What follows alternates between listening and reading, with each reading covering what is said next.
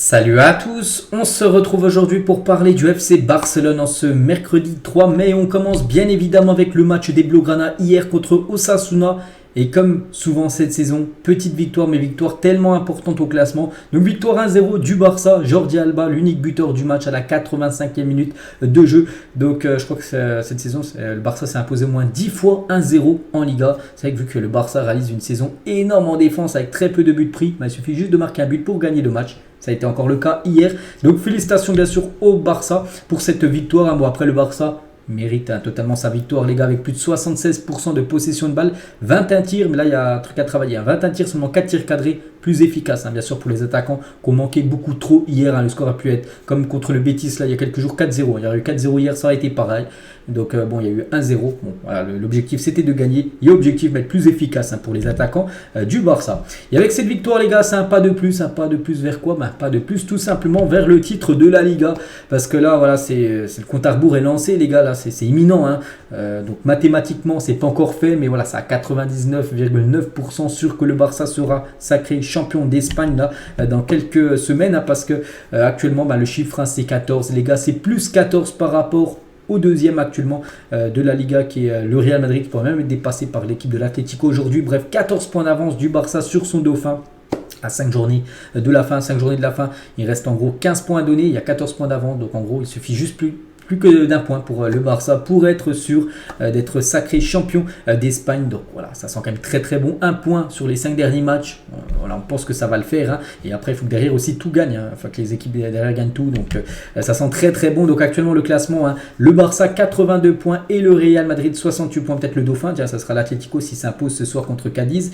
à 22h, ils seront à 69 points, donc il y aura 13 points peut-être d'écart entre le Barça cette fois-ci et l'Atlético qui sera peut-être le dauphin du Barça ce soir. Donc voilà, ça sent très très bon, je vous l'ai dit, et en cas de victoire sur la pelouse, c'est simple, de l'Espagnol Barcelone, le prochain match, le Barça sera officiellement champion d'Espagne. Attention les gars, le match se joue, on parlait du 14 avec les 14 points d'avance, ça sera le 14 mai également aussi ce match les gars, parce que là on est comme le 3, c'est comme dans 11 jours le prochain match du Barça, parce que j'ai dit, j'en ai parlé hier les gars, que ce week-end vu qu'il y a la finale de la Coupe du Roi, du coup il n'y a pas de match, il n'y a pas une journée de Liga en gros, ça sera le week-end d'après, donc en gros là il y aura quelques jours de vacances, on va dire quelques jours de repos pour les joueurs bien sûr. Donc voilà, le Barça a 11 jours quand même pour préparer ce match chez le voisin de l'Espagnol. Ce serait beau en plus de remporter le titre de la Liga chez le voisin de l'Espagnol Barcelone. Et si le Real Madrid les gars ne perd pas de points contre Retafe, le Barça peut gagner la Liga à Cornella en battant l'Espagnol, mais le Barça les gars pourrait même être champion avant, tout simplement parce que le Real jouera avant le Barça ce 14 mai. Donc si le Real Madrid perd des points contre Retafe lors du prochain match, le Barça peut revendiquer le titre avant même, voilà, parce que si bien sûr le Real qui est peut-être deuxième, peut-être seront deuxième, tout dépend du résultat de l'Atlético, ne gagne pas aussi le prochain match, voilà, même si le Barça ne gagne pas l'Espagnol, ils seront sûrs de terminer, on va dire, champion. Donc voilà, il y a beaucoup de issues favorables pour que le Barça, on va dire, soit sacré champion d'Espagne. La une aujourd'hui du journal Mundo Deportivo, un but qui vaut un championnat. Voilà, une journal avec bien sûr Jordi Alba, et la une du journal Sport, un quasi champion, comme je dis, c'est quasiment fait pour le FC Barcelone. Et une autre bonne nouvelle, c'est que le Barça, même si bon, ça arrivera jamais les gars, que le Barça les 5 derniers matchs flop totalement, ils perdent les 5 derniers matchs et que derrière les 3 dernières, enfin les équipes qui poursuivent le Barça gagnent tous leurs matchs, le Barça est sûr de terminer, on va dire, dans le top 4, donc en gros sûr de jouer la future Ligue des Champions, cette équipe du Barça. Xavi les gars en conférence de presse, un Xavi très très heureux, un Xavi bavard, donc nous avons raté beaucoup d'occasions alors qu'il suffisait de la pousser au fond, apparemment on préfère gagner dans la difficulté. Je suis très content pour Jordi Alba, il est très impliqué et a créé 3 à 4 occasions en plus de son but. C'est un exemple, ça qu'il le dit, comme je l'ai dit tout à l'heure, il y aurait eu 4-0 hier, ça aurait été la même chose. Mais voilà, tu finis le match avec seulement 1-0, bon ça passe, mais ça passera pas tout le temps. Je pense que la saison prochaine les gars, le Barça ne gagnera pas tous les jours ces matchs 1-0, ils vont se faire punir. Attention, il faut oublier les matchs comme ça a été le cas contre le Betis samedi dernier, toujours avec Xavi. Je ne sais pas si Busquets restera, je comprendrai sa décision, j'ai vécu ça aussi, voilà, de choisir en gros. Je dois prendre des décisions, qui continuera et qui ne continuera pas du côté du club la saison prochaine, parce que là maintenant le championnat, bon, il va être remporté, on espère, et après ce qui va être important, c'est bien sûr le mercato, qui est toujours quelque chose de très important pour n'importe quelle équipe, bien sûr, préparer la saison prochaine. Toujours avec Xavi, on a trouvé le poste parfait pour Francky, il était exceptionnel, je suis heureux pour lui, il a toujours voulu rester ici, extraordinaire joueur qui fait la différence. Toujours avec Xavi en dessous, je l'ai trouvé bon. Ça n'aide pas que les médias disent qu'il soit à vendre. Hein. Ils disent qu'il est prêt qu'il est à vendre pour 70 millions d'euros. Si tu ne veux pas aider un joueur, tu sors ça exprès. Voilà, bon, ce qu'a pu dire Xavi. Hein. Toujours avec lui, hein, le but, c'est l'efficacité. Il y a des jours où tout entre, d'autres non. On aurait dû tuer le match bien avant. Ah, oui, bien sûr. Hein. Xavi toujours, si on avait marqué tôt, le match aurait été différent. On a souffert, mais on a réussi à le mettre. Hein. Voilà ce but. Hein. Il parle de Jordi Alba, il est un exceptionnel passeur. Il pourrait même jouer au milieu de terrain. Il est bon dans le dernier tiers du terrain. Jordi Alba, toujours avec Xavi. Hein. Gavi est sorti par précaution. Il avait une gêne. Voilà, c'est pour ça qu'il a une petite blessure. Voilà, pas de risque pris, bien sûr, surtout qu'il y a du monde sur le banc. Dès qu'il a vu que Gavi a une petite gêne, hop, il est sorti directement, Gavi, hein, en espérant qu'il soit bien sûr disponible hein, dans 11 jours. Il aura le temps de se rétablir, hein, le jeune Gavi. Hein. Et Xavi, il a dit 6 points de géant après la défaite à Vallecas. Hein. On se rapproche du titre. Hein. Il le sait que, bien sûr, avec cette victoire, c'est que contre le Rayo, une défaite à 2-1, mais là, victoire contre le Betis. Les 2 derniers matchs à domicile, 2 victoires, 6 points pris sur 6 possibles. Voilà, il dit hein, que ça, on se rapproche très proche, enfin, se rapproche énormément plutôt du titre.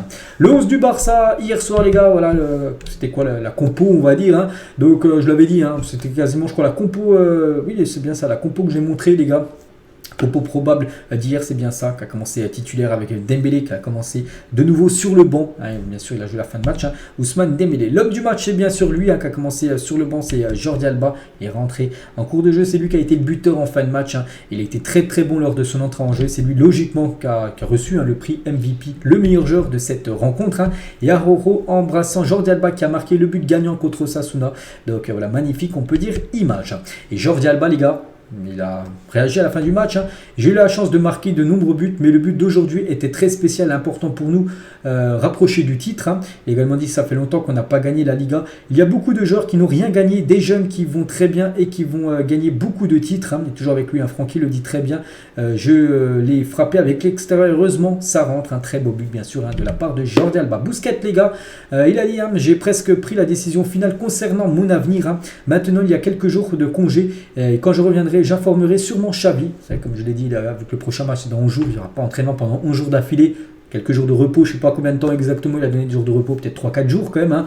Ils vont pouvoir prendre quelques jours de vacances et dès qu'il reviendra à l'entraînement, il dira s'il restera ou non. On pense qu'il va rester. Busquets. Hein. Toujours avec Busquets, je suis très content de notre réaction aujourd'hui après avoir perdu contre le Rayo Vallecano la semaine dernière.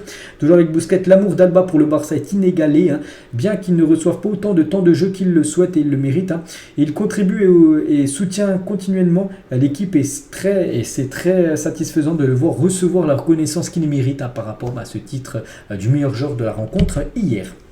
On va parler de Francky de Jong, lui aussi, gros match de sa part les gars, ses stats hein, lors de cette rencontre, 90 minutes de jeu, donc tout le match entier, 93 passes réussies sur 102 tentés, c'est le meilleur pourcentage en gros, une passe décisive, 4 occasions créées, 7 longs ballons tentés, 7 réussis, voilà, 19 passes dans le dernier tiers du terrain, 5 récupérations, quelle performance bien sûr hein, de la part du milieu néerlandais.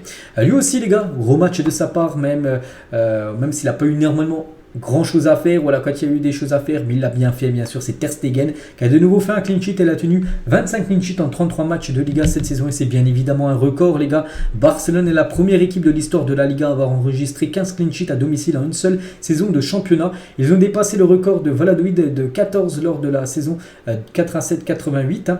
Donc le Barça a encore 2 matchs à domicile pour renforcer encore ce record et réaliser un exploit pratiquement irréalisable. Hein. Donc là, c'est les clean sheets à domicile, hein. 15 clean sheets à domicile les gars, je ne sais pas si vous vous rendez compte hein, sur 19 journées, il y a eu 15 matchs à domicile cette saison en Liga où le Barça n'a pas pris de but. Et donc 15 je dis à domicile et le reste en tout ça fait 25, les 10 autres les gars à l'extérieur. Hein, et avec 25 clean sheets, le Barça bat son record personnel sur une saison en Liga. Le clean sheet, hein, c'est incroyable les gars. Donc le ancien record de 24 clean sheets hein, datait d'il y a 36 ans. Incroyable bien sûr, performance de la défense et du gardien du Barça. On va parler d'Ousmane Dembélé les gars. Et une petite info, Dembélé, on avait il y a quelques années, les gars, il arrivait en retard à l'entraînement. Hier, il n'est pas du tout arrivé en retard, c'est plutôt l'inverse. Hein. Dembélé a été le premier joueur arrivé au Spotify Camp Nou hier, lors du match. Hein. Il est arrivé comme 2h15 plus tôt. Par exemple, je ne sais pas, peut-être il y avait Xavi, il a dit aux joueurs de venir, vu que le match est à 19h30, peut-être à 17h. Et lui, il est arrivé 2h15 avant l'heure du rendez-vous Dembélé, donc il était sûr bien sûr de ne pas être en retard. Et toujours avec Dembélé, un bon match Dembélé, encore une victoire et on sera champion. Et il a mis Vamos, Forza Barça Dembélé sur ses réseaux sociaux. Il y avait pas mal de monde hier du côté du Camp Nou, plus de 76 000 personnes présentes un mardi soir, mais pas que c'est un jour de semaine quand même, donc merci supporters du Barça, du monde entier. Donc voilà ce qu'il y a à dire sur ce Barça Osasuna. Donc le programme du Barça pour cette fin de Liga, bon voilà, il reste plus beaucoup de matchs, là on est au mois de mai, bien sûr c'est la fin des championnats, donc il reste plus que 5 matchs, le prochain contre l'Espagnol peut être le match du titre, ça sera contre l'Espagnol dans 11 jours exactement, le 14, après il y aura un match le 21, 24, 28 et le 4, dans un mois quasiment jour pour jour, ça sera la fin de la saison de Liga. Et peut-être après, il y aura un autre match, les gars, j'ai dit peut-être un match amical qui pourrait être fait par le Barça. On avait parlé peut-être au Japon, tout simplement, pour jouer contre une équipe japonaise pour que le Barça récupère pas mal d'argent. Donc pour l'instant, ce match n'a pas été encore officialisé. On va parler d'une info officielle, un communiqué officiel de la part du club. Et c'est quand même une grosse info parce qu'il n'y avait aucune rumeur avant ça, donc on l'a pris voilà, dans l'espace de quelques minutes, bref. Donc ça concerne Alemany, c'est officiel, Alemany quittera plutôt le Barça après le mercato d'été, voilà les gars.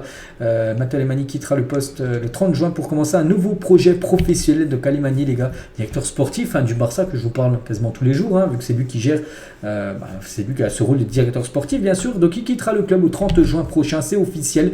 Il devrait rejoindre Aston Villa et travailler avec Unai Emery. Pourquoi? Parce qu'en gros il a reçu une offre astronomique, en gros il touchera beaucoup plus d'argent à Aston Villa que du côté du Barça, et en gros ça l'a plu, du coup il devrait devenir le nouveau directeur sportif d'Aston Villa et il va quitter cette équipe du Barça. Voilà, c'est officiel, enfin c'est pas il va quitter, voilà, parce qu'on a vu l'info officielle. Donc voilà, comme grosse info, parce que par exemple hier les gars, je l'ai même pas dit une fois qu'il y a des rumeurs qu'il allait quitter le Barça, il a annoncé voilà, la Porta, tout ça, puis voilà, c'est officiel. Et Alemany, les gars, n'était pas exactement aussi d'accord avec l'idée de prolonger les contrats, par exemple, de Busquets et Sergi Roberto. Ça aussi, les gars, ça a pesé dans sa volonté de quitter, bien sûr, ce poste.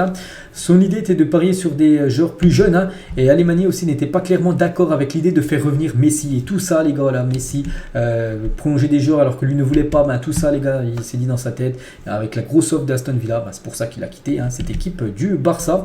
Et du coup, son remplaçant, ça pourrait être lui, les gars, Antonio Cordon, est en bonne position pour succéder à Matteo Alemany au FC Barcelone. Voilà, c'est ce directeur sportif, je crois, du Betis Séville actuel. Il a déjà aussi été directeur sportif de Monaco et de Villarreal. Ça pourrait peut-être être lui, le nouveau directeur sportif du club.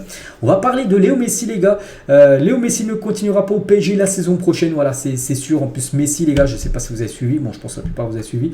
Donc, pendant 2 semaines, il est suspendu par le PSG. Donc, il va donc manquer 2 matchs. Il ne peut même plus jouer. Enfin, pas de match, pas d'entraînement. Donc, du coup, il va peut-être venir en vacances pendant ces 2 semaines-là du côté de Barcelone. Parce qu'il est parti en Arabie Saoudite. Il n'avait pas le droit. Il a séché l'entraînement. Du coup, il a été sanctionné par l'équipe du PSG. Donc, voilà, son aventure au PSG, c'est fini. Et Messi et son entourage négocient avec Barcelone dans les coulisses depuis des semaines pour revenir tout simplement du côté du Barça. Après, il y a certains supporters comme du Barça qui sont sceptiques quant au retour de Léo Messi au Barça. Donc c'est le meilleur joueur de l'histoire, il n'aurait jamais dû partir, mais son temps est passé. Le Barça doit penser à l'avenir. Il y a un autre qui a dit ce serait une erreur de faire revenir Léo Messi. C'est des supporters comme du Barça qui disent ça. Et ce n'est que du marketing. Donc voilà, c'est qu'il y en a qui sont plutôt contents d'un potentiel retour de Messi, mais il y en a aussi quelques-uns quand même qui ne sont pas contents. Voilà, le Barça tourner la page de Messi, ce serait une erreur de le faire revenir, on verra.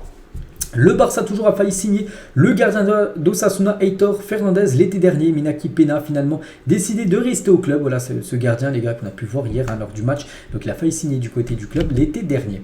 Le père d'Ansu Fati confirme à la presse que son fils va rester au Barça. Bon, après c'est ce qu'il dit, bien sûr, son père, tout ça. Après on verra vraiment ce qui va se passer l'été prochain. Après le joueur, lui, reste toujours dans son idée de rester au club pour essayer de gagner une place de titulaire. Après, bien sûr, si une énorme offre arrive, voilà, le Barça, bien sûr, pourrait essayer de vendre Ansu Fati. Gundogan, les gars, hésitera à rejoindre le Barça en raison des difficultés liées au fair play financier du club catalan. Guardiola voudrait qu'il reste. N'oubliez pas qu'il est en fin de contrat, en fin de saison. Pour l'instant, il n'a rien prolongé du côté de City. Donc voilà actuellement la situation du milieu allemand. On va parler de Hakomatch à Leeds United est tombé à l'eau sur transfert, car l'entraîneur du club anglais, Ravi Garcia, et le directeur sportif Victor Horta ne resteront pas au club. Malgré tout, son renouvellement avec le Barça est peu probable avec l'équipe B.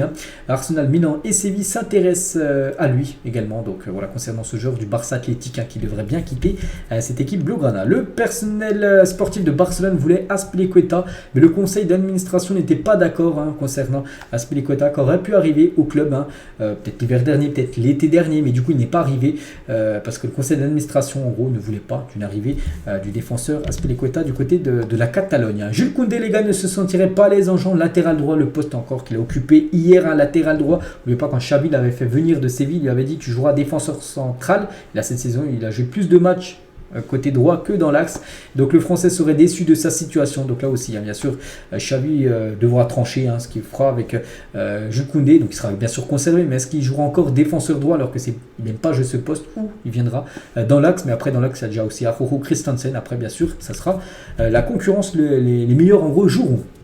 Il y a 2 joueurs, les gars, qui se font remarquer à l'entraînement pour leur qualité de tir de coup franc direct, à Marcos Alonso et Pablo Torre. Hier, en plus, j'avais dit qu'aujourd'hui, parce que hier, j'avais dit que demain, donc aujourd'hui, maintenant, ça faisait 2 ans jour pour jour que le Barça n'avait pas inscrit un but sur coup franc direct. En gros, il y a des joueurs qui tirent très bien les coups francs directs, Marcos Alonso et Pablo Torre. Le problème, c'est que ces deux-là jouent très peu du côté du club. Donc voilà, concernant cette stade des coups francs directs qui est quand même désastreuse du côté du club.